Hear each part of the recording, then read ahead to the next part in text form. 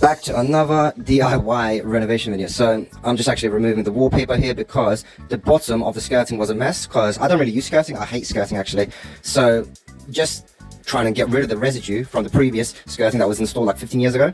And I'm just using a chisel, get rid of it all, and I'm gonna fill it in later. And not later, I'm doing it right now actually. So I'm using the plaster that I did for the closet, and I was actually doing it two jobs at once. I was doing the back of the closet where you saw the wall had a massive hole in it, and basically I'm using the excess plaster from that over here because a lot of it needs filling. So yeah, I'm not going to use skirting for this. Instead, I use the LED profiles because I have a massive LED strip going along the bottom of the corner next to the wall. So filling it in will make it nice and neat. Of course, I'm going to wallpaper on top of it because wallpaper is my thing apparently. And I do have some raw plugs in the wall as well, so I'm making sure I'm not gonna go over that. But although this looks a bit messy, it still does the job. And once it's dry, I can actually just sand it down a little bit and then wallpaper on top. So going on to the wallpaper, and I'm using the black and white theme that I love.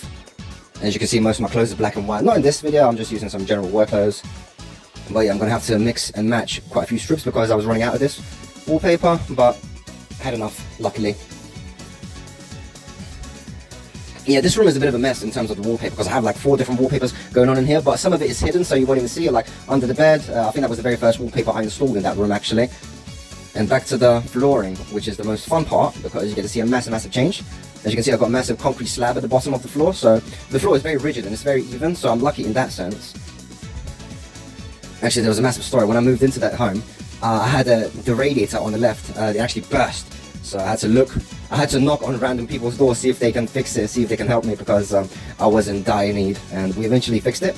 Okay, now I've actually had 2 massive feet, as you can see there on the bed that I've designed, and I thought 2 feet is a bit excessive. So what I decided to do, I was thinking, let's remove one of the feet and see if the bed can be supported with just 1 foot, 1 leg. And this actually took a while to remove because one of the sides was actually restricted, so I couldn't actually unscrew it properly. Okay, so I did unscrew one of them, but this is the result. So there was a lot of squeaking here actually. So having the foot in the middle of the bed isn't supportive enough, so I'm actually going to remove the foot from the center and offset it slightly between the corner and the center, so I'll have it in the middle. And before I actually leave it, I'm actually going to have to extend the foot by around maybe 1.5 centimeters, because when I removed the flooring, that old flooring was around 1 centimeter high or 1.5 centimeter high with the laminate flooring that was not waterproof, and I had to have what was it called, like sound insulation? I forget the term, but yeah, basically it was around 1.5 centimeters thick, and this new floor is around 0.6 centimeters. So yeah, as you can see, I'm offsetting the older leg, and I'm going to remove the one in the center. So there shouldn't be much squeaking and it should be much more supported.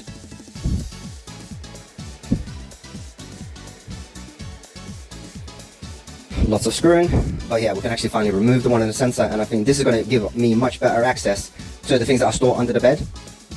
And yeah, as you can see, the wallpaper looks like a mess, but like no one's going to see what's under here except you guys because you've seen the videos.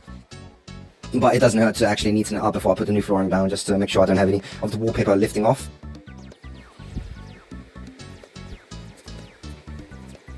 Continue with planking and crawling on the bed, under the bed. This wasn't exactly the most comfiest of jobs.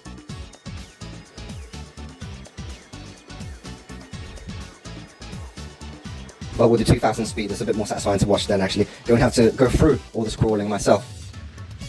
I'm really glad that I recorded all these videos because I can actually look back at them and just look at the job that I've done and the before and afters.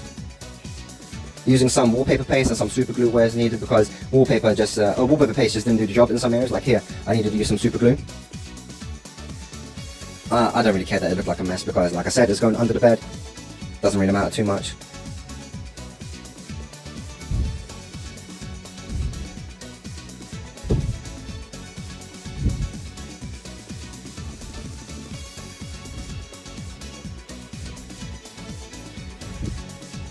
And the final few planks, which do take a bit of time to get right because I try to get tight to the edge.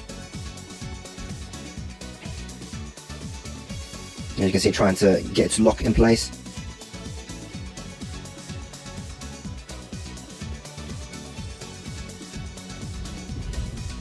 And here is the final outcome. I think that looks pretty decent. Ignore the splatter wallpaper. Ignore it, yeah, I'm showing it, so a bit of a contradiction here, but who cares. And that cable here is the internet. Just the one leg here. And the strap's going down, that's what the mattress covers actually. And oh yeah, I forgot, I actually got to do the very first planks with the starting of the wall, because I have the rest of the flooring down, so it won't shift, so I can actually finish it off. And the mirror is slightly higher, so I can actually access it. And when you can see I'm sliding the plank to the right, so I'm going to have to merge it with some super glue, because I can't obviously fold it into position, so they're pouring some super glue down, and then I'm going to clean it off with some tissue, some kitchen roll, and then sand it slightly down. And I used masking tape to trace back the original raw plug hole. And this is for the door stopper, which actually once I fitted, the door stopper wasn't long enough anymore to reach the actual door. Because as I mentioned, the floor is like 1 centimeter lower and the door will just go right past it. But yeah, anyway, I'll come back to that later. Doing the final square piece and adjusting it to perfection so it fits. But I'm going to have to use the same method with the super glue and the sanding.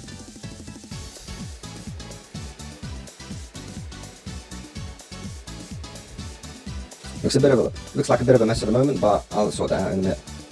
Some sandpaper. Okay, that looks pretty good. Bit shame about the wallpaper on the other side. This side looks great. So with the LED, looks amazing. I love. It's actually a great area for taking some like pictures for things that I sell on eBay or Etsy. And I also thought I would fix this chair. This is a chair that I designed quite a few years ago. I think around maybe 7 years ago. And it's great if you want to sit on it. So it's like a chair sofa, and it's good for like 2 people because I like to play loads of games next to my PC, my desktop. So I thought what I do is I do some rubber feet for it. Since I got such a nice floor, I don't want to drag the chair and have the chair scratching the whole floor. So yeah, let's make some rubber feet for it. And this is from bicycle handles actually. So I just cut it off with some nail scissors and then just sanding it off with my belt sander before I super glue it on. And after doing this, I also redid the pleather cover. So I actually didn't film the process, but I'll include some pictures here just so you guys can see the before and after, because it looked great now with the new pleather. Because this is around 7 years old now, so 7 years worth of wear. But let's finish off these feet first. There's a super glue and some accelerator for the super glue as well after. Because after I put it on the floor, I do not want the super glue just to drip on the floor and ruin the floor. And that's a perfect circle on them, so it looks very tidy. And you can see I did have something, I think I had this chair secured to a rug, which was a terrible idea. That's what actually has caused the scratches, because when I secured the chair to the rug, I used screws, and those screws scratched the floor. So that was a bit of a silly idea, but I've learned a lot. And now you can see I'm putting some accelerator. Is that accelerator or isopropyl alcohol? I use both. Just a very quick shot. And you can see I just replaced it, so I can wear this one in as well, so give it a few years. I didn't bother replacing this side because this looks pretty good, but this is brand new now. I didn't remove the one underneath, there's no need. It looks great like that.